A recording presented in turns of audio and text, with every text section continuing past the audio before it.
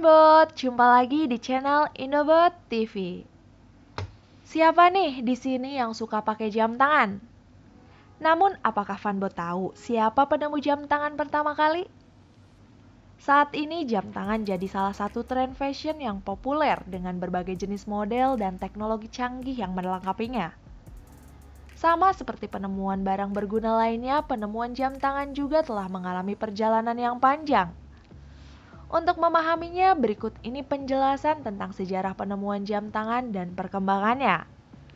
Yuk kita bahas. Sejarah perkembangan jam tangan. Penemuan jam tangan pertama kali memiliki sejarah panjang dalam sejarah jam di dunia. Konon katanya peradaban perkembangan jam tangan dimulai di Swiss.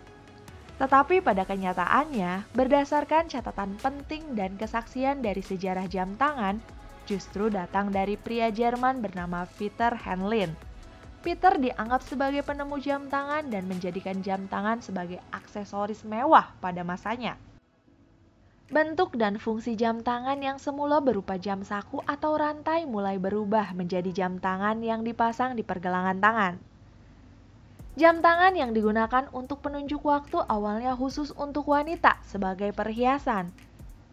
Selain fitur dan kebutuhannya, jam tangan telah digunakan sebagai bagian dari keputusan strategis dalam perang sejak Perang Dunia Pertama.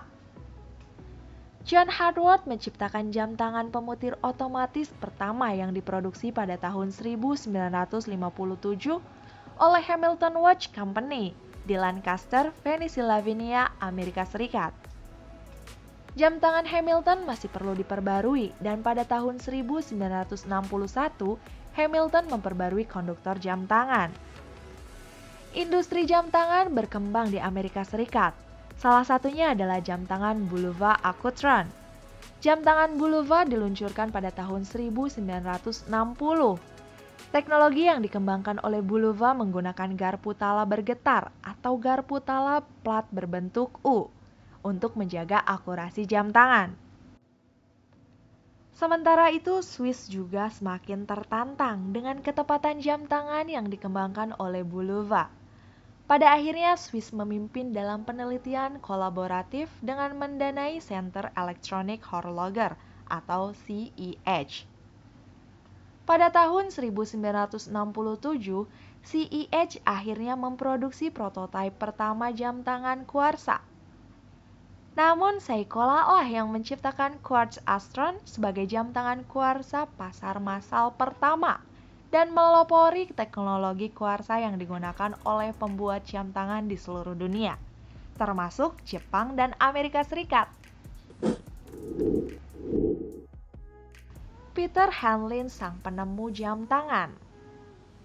Jam tangan portable dengan pegas atau gerakan listrik memang dirancang untuk dibawa atau dibawa di saku. Peter Henlin, seorang tukang kunci di Nuremberg. Henlin dibesarkan di Nuremberg. Orang tuanya adalah pandai besi Kuningan, Peter dan Barbara Henlin, yang tinggal di Nuremberg sejak tahun 1461. Dia memiliki kakak laki-laki yaitu Hermann Henlin, yang menjadi tukang daging pada tahun 1496. Ketika dia masih muda, dia magang di tukang kunci. Pada saat itu, tukang kunci adalah salah satu dari sedikit pengrajin yang memiliki keterampilan dan peralatan untuk memasuki bidang baru pembuatan jam. Pada tanggal 7 September tahun 1504, sebuah peristiwa dramatis terjadi dalam kehidupan Peter Henlin. Dia memasuki pertempuran di mana sesama tukang kunci Gerd Glaser yang terbunuh. Sebagai salah satu terdakwa, ia mengajukan suaka di biara Fransiskanan Nuremberg. Selama suakanya di biara, ia mungkin memperoleh pengetahuan yang lebih dalam tentang industri pembuatan jam. Penulis Ulrich Smith merinci dan mendokumentasikan sejarah biara tempat Henlin mencari suaka antara tahun 1504 dan 1508. Pada masa Henlin, biara itu sangat megah. Banyak detail tentang pengrajin dan cendekiawan dicatat dalam buku ini. Misalnya biarawan Frederick Karp membangun astrologi yang rumit di biara ini.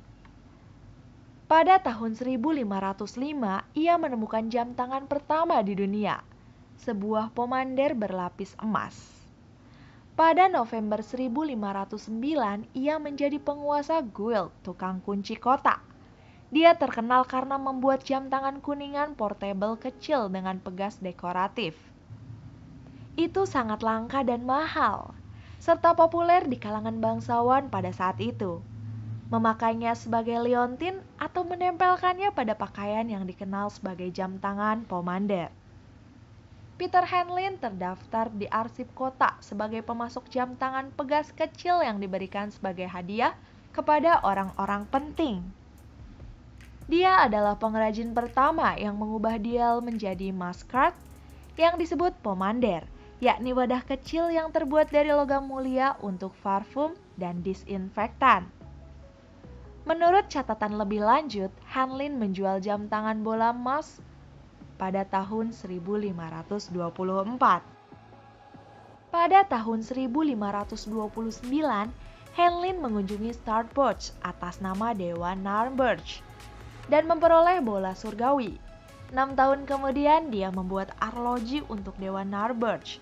Dia juga membangun menara jam kastil Lithenau pada tahun 1541 dan dikenal sebagai pencipta peralatan astronomi canggih. Jam tangan kuno. Jam tangan awal dibuat dengan blower Jerman dan Prancis, dan sebagian besar dipakai di tangan atau dengan rantai di leher. Pegas utama yang menggerakkan arloji terdiri dari pita baja pegas datar yang terkompresi saat ditekuk atau digulung.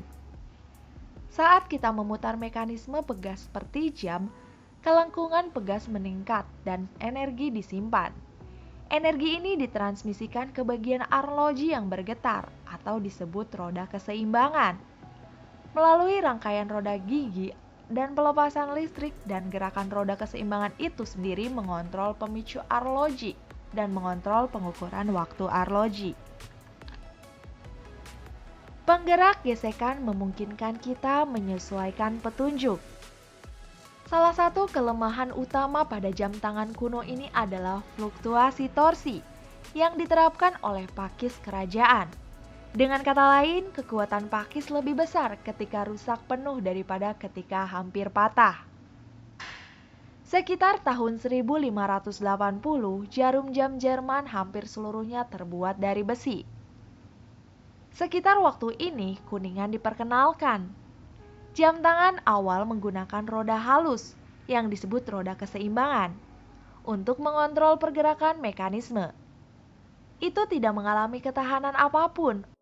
Oleh karena itu siklus osilasi dan oleh karena itu juga laju jam pengatur waktu bergantung pada gaya penggerak.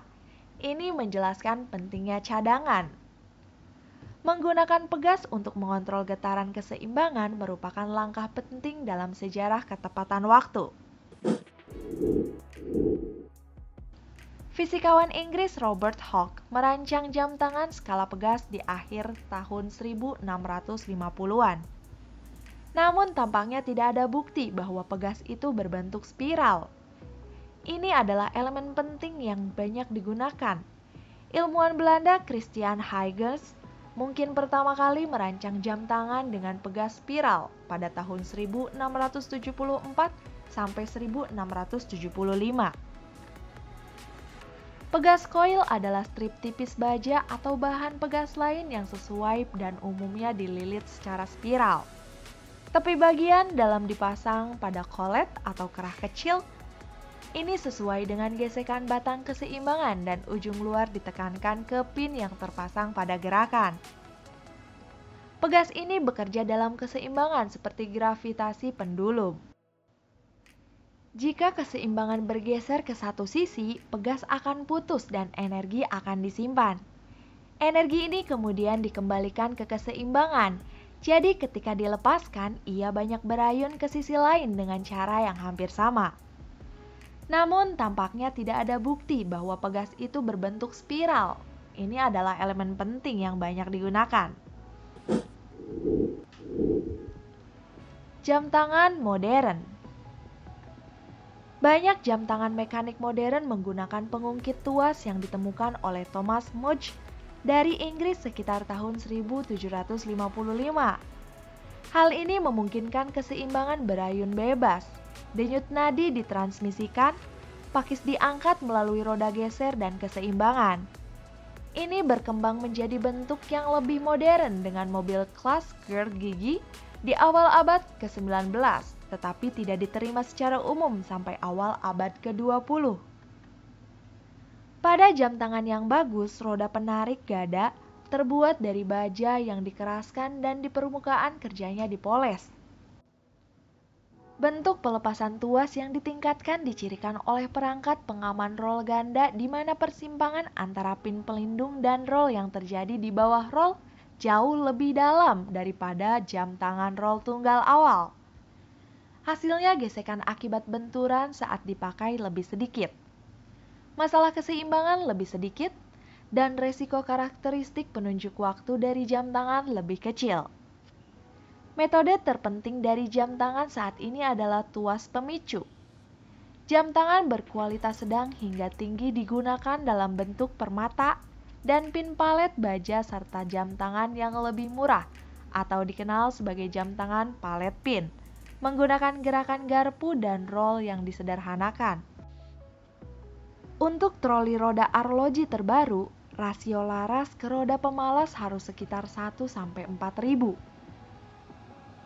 Ada 4 pasang roda gigi dan rasio per pasang biasanya antara 6:1 dan 10:1.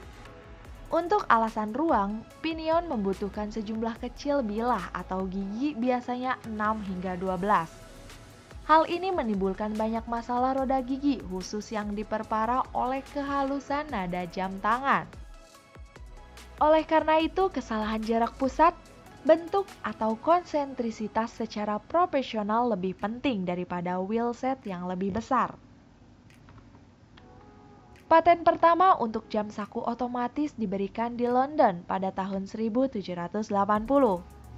Sebuah penemuan Inggris yang dipatenkan pada tahun 1924, jam tangan otomatis Louis Recordon berisi bobot bergetar yang berputar di sekitar pusat mesin jam tangan dan dihubungkan ke poros laras melalui roda gigi reduksi.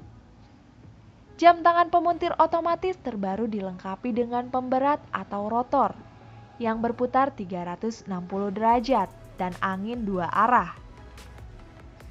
Nah, itulah penjelasan tentang sejarah perkembangan dan penemuan jam tangan bernama Peter Hanlin yang ternyata adalah seorang tukang kunci. Sampai di sini dulu pembahasan dari Minbot mengenai sejarah jam tangan ya Funbot. Nextnya mau bahas sejarah teknologi apa lagi nih Funbot? Tulis komentarmu di bawah ya. Jangan lupa like, comment, dan subscribe agar channel ini terus berkembang. Sampai jumpa di video selanjutnya.